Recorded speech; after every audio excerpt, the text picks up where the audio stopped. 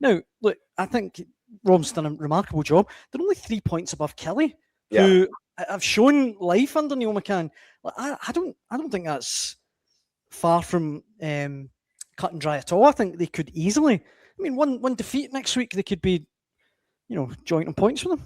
I think, and it's a real worry now for St Mirren. But then you do look at that run of form there. Yeah. 4 defeats and a draw in the last 5 games. They have been in a tailspin. I know they've got injuries.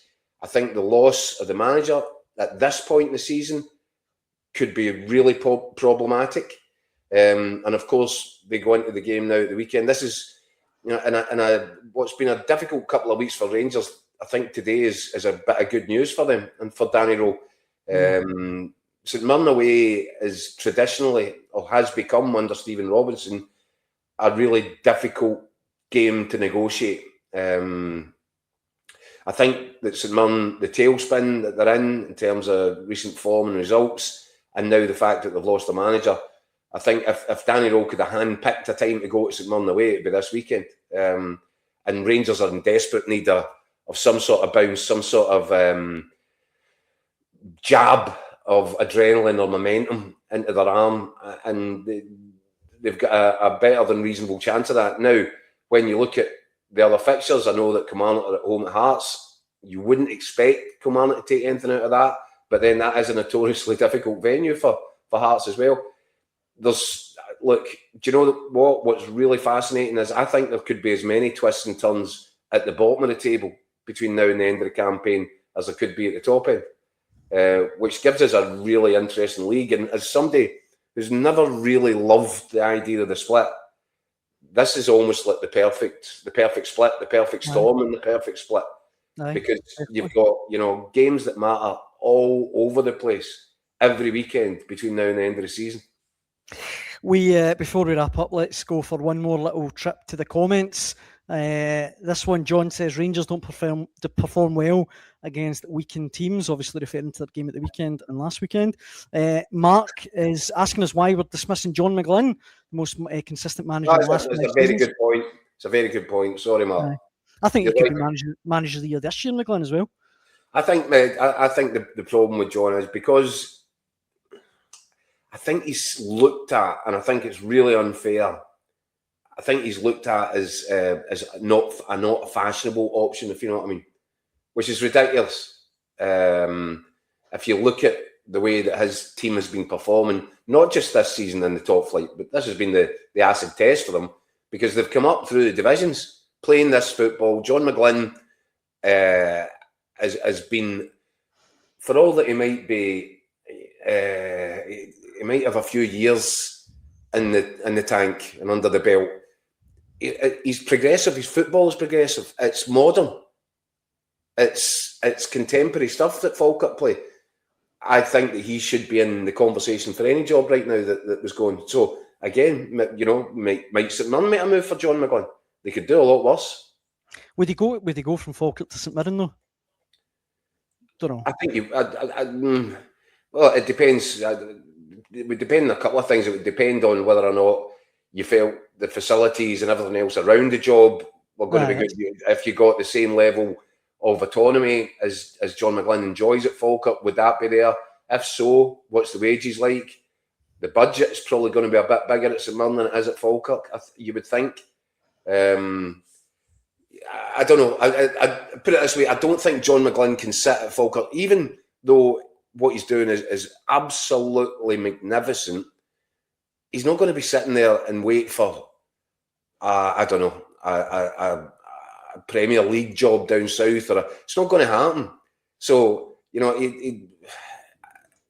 at this point, if a St Mirren came along and said, do you know what, John, we'll double your wages, that would be really difficult for the guy to turn down, wouldn't it? Aye, that's fair. And if he got all the terms and conditions and guarantees around that he'd be allowed to do at St Mirren what he's been allowed to do at Falkirk, I don't know. No. I certainly, look, what I've always said on these matters, ask the question. That's why I was bemused about the no link between Aberdeen and Askew. Well, Burnsy just put us right on that the question was asked quietly behind the scenes, and the answer come back was, please leave me alone and ditch my number. All they can do is say no. Last couple of comments. Let me have a look. Chris is one of a few people saying Neil Lennon for St Mirren. Blue Nose John echoes that, saying Neil Lennon would be a good shout. Do you not think Neil Lennon, Keith? I was watching them beat Aberdeen at the weekend in Fairland. Do you not think Neil Lennon is, all due respect to Dunfermline, worthy of a job further up the pyramid in Dunfermline? Yeah, and I've always said, but again, Neil is one of these guys. I don't know reputationally if people have a problem or an issue. There's obviously a bit of baggage in terms of stuff that's going on previously. I don't know. Is he a better manager than Championship level in Scotland? Yeah, I'm absolutely convinced he is. And he's proved. But by the way, somebody was pointing out to me there, who was the last manager to win a trophy with Dunfermline, Hibs, and Celtic? Jockstein.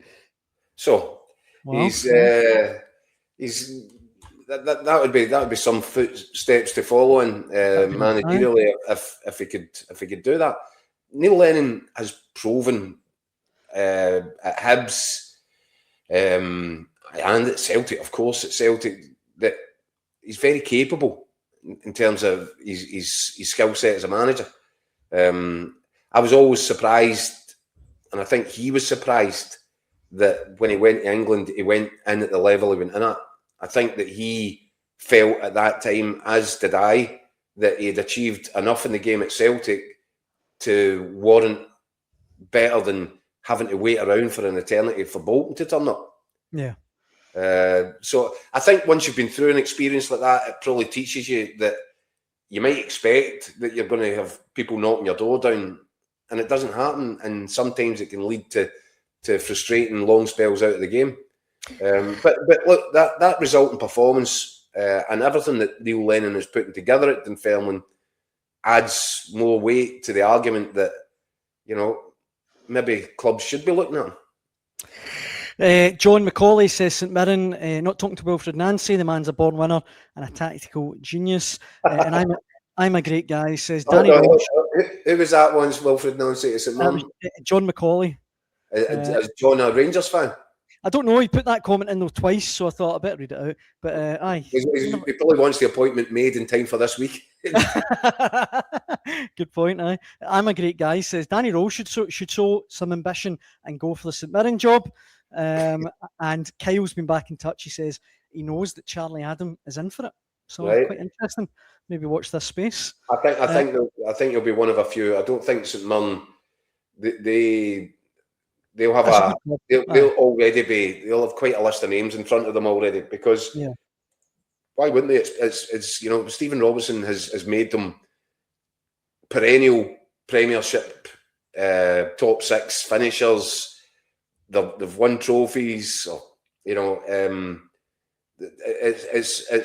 a job that I think a lot of people would prize, and I think there will be a list of names now that St Mirren will be working through. But given that the position that they're in is so precarious, I don't know how much time they can take with this one. I think they're going to have to sift through the names quickly and reach a conclusion pretty quickly, because they don't have time to mess about.